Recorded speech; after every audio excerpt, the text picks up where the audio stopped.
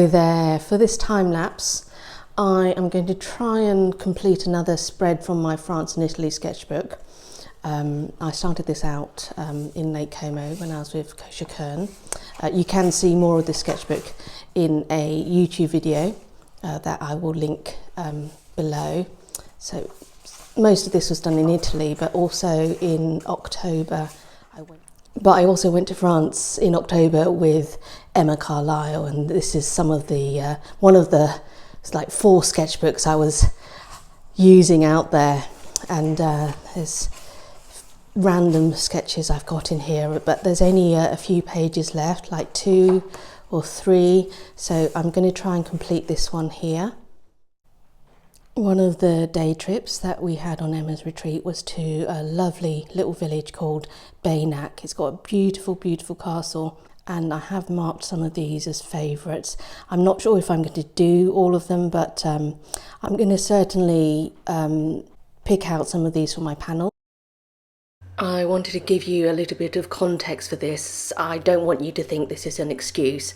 I had just returned from Singapore where I got COVID, so I haven't been feeling my best, and I hadn't really painted in about 2 weeks, so this was my first foray back into sketchbook art, and I'll upload the photos that I use so that you can see how I've interpreted each of these panels.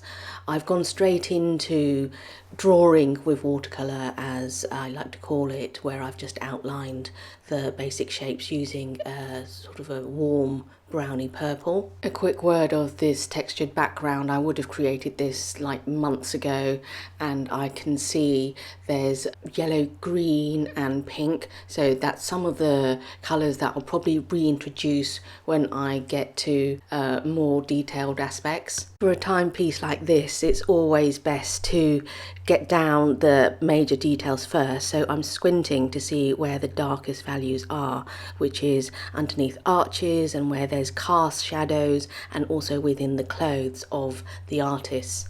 This is a really raw, very authentic process. I would never want to give the impression that every piece of art that I create turns out amazing. I too have my off days. I want to be really honest about my own creative process, not something that you see on Instagram. I haven't practiced this. Often with Skillshare videos, I might have practiced it 3 or 4 times over. This is completely unscripted, unplanned.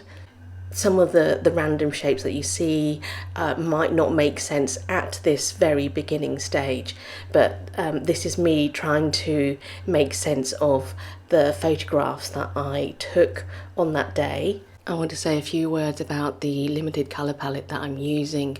I've mentioned the warm purple brown, but I'm also introducing Quin Gold mixed up with a sap green, and also one of my favourites, which is Payne's Grey. When you're doing a time study, limiting the colour palette actually boosts efficiency. Because you're narrowing down the colour choices, you spend less time thinking them through and actually more time in the act of painting itself. And once you get used to this way of working, it encourages quicker decision making and adaptation, which is really valuable for improving your ability to work efficiently in situations such as painting on location, which I also do a lot of now. Now I've got this framework, I'm going in with a coloured pencil. I think it was just like a brown Caran d'Ache pencil, to add a bit more of the details, starting with Fee on the left. She's an artist called Fee, sorry. Like her arms and the sketchbooks and some of the brickwork as well. I wasn't overly happy with where this was going at this point, but it's really important when you get to a stage like this not to give up. This is still relatively early on in the process, and it's a case of layering on more information one pass at a time. Liz Steele calls it the first pass, second pass and third pass as you add more details, and that stops you from overworking a piece. You'll see that I flip from one area to another. The recovering perfectionist in me saw this messiness, but in some ways it does actually relieve the pressure of perfection, because I'm just experimenting and I'm taking a risk by sharing this with you, this real process. And it might not work out perfectly, but there could be some unexpected discoveries from this.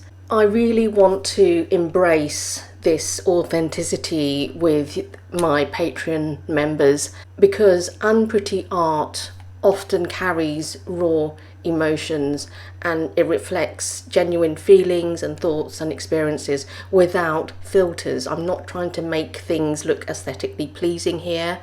I feel this rawness adds depth and a lot of sincerity to my artwork, and I hope that you will find it a lot more relatable and impactful on different levels. You can see here that I'm using the coloured pencil to outline some of the brickwork in that old building, and I'm flitting from one panel to the other, and then I've put down my pencil and now I'm using watercolor again. There's no fixed sort of methodology. I just move from area to area, and that means that I don't overwork anything. We should have mentioned it earlier. I'm using a Jackson's Art series 777 quill brush. It's number 0, and it's probably equivalent to number 10 round brush, and the reason for that is I can still make quite big shapes and marks but use the tip for little details. At this point I decided to introduce some reddish pink, which I just thought would be great to break up some of the heaviness of that purple brown, and I'm able to use the same pink in the hat and also the bodies of the artists, the roofs, and you'll see in a little bit I go on to introduce it in the walls of the castle on the right, and this adds to that harmony that I'm talking about with limited palettes. If you've been following my work for a while, you know that I like to let the watercolour pigments mix directly onto the paper, and I think this creates a more natural, organic blend, and it's often unpredictable, which I really love, and this adds a lot of visual interest to my work. Something I've noticed from teaching at in-person retreats and workshops is people don't like to use this amount of water and pigment. I don't know if it's a confidence thing, but it doesn't allow for the pigments to merge as much. So I tell them to be bolder and to trust the process. In case you need a reminder, sketchbooks are a safe haven for experimentation and exploring ideas without this pressure of creating perfect finalized artwork for Instagram gives me a lot of freedom. Unlike social media platforms where the focus often leans heavily on showcasing finished, polished pieces, a sketchbook piece like this prioritizes the process of creation.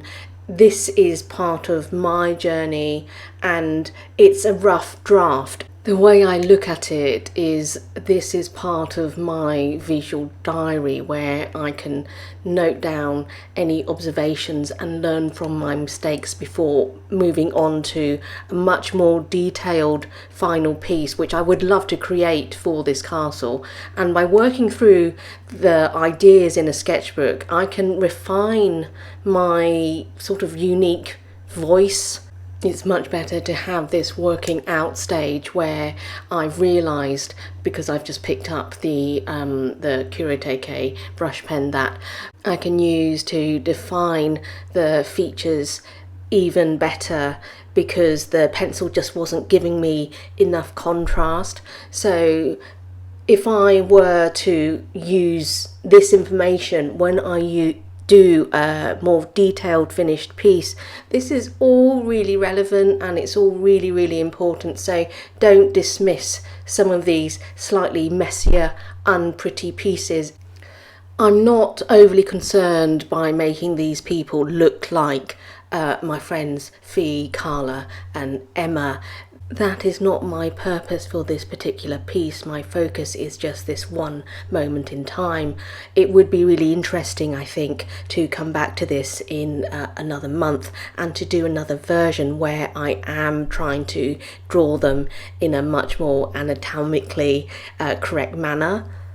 Something that people may notice about my sketches is I do leave an incredible amount of white space, and that creates a lot of contrast, but I do think the areas such as the roof do need a bit of a boost in terms of texture. So I've taken my Posca pen and I'm just going around each of the panels just to add a little bit more definition, like I've just defined Emma's hair bun a little bit more, and I really love creating the play of contrast like this, and it helps the viewer understand what's going on. The final element that I'm working on now is the deep contrast in the walls of that castle. It was late afternoon, so they were casting these dramatic shadows, and often people are a little bit intimidated, but for me, I think I'm getting more and more bold, and I hope to share this more in my Patreon in future. I think I spent about 35 minutes doing these 3 panels. They are quite rough and ready. However, I hadn't really painted properly since I went to Singapore, and I am still feeling a little bit rough from COVID. So I'm going to give myself grace that I was able to just try my best. I think it's really important to see really rough versions like this, because not everything has to go on Instagram. These are studies, these are based on my own experiences. I just really enjoyed creating these on a dull winter's day, and it's really brightened up my day actually. I'm really pleased I managed to get this done. Finally, I would love to know your thoughts on this style of pet talk / process video. I really wanted to give you a nurturing environment that encourages exploration and growth, and also to promote self-acceptance, which is probably something that many of us struggle with. I want these Patreon sessions to serve as powerful tools in combating some of that negative self-talk, so that we are more forgiving and encouraging. So I would love any feedback on how I can make our Patreon sessions even more valuable for you.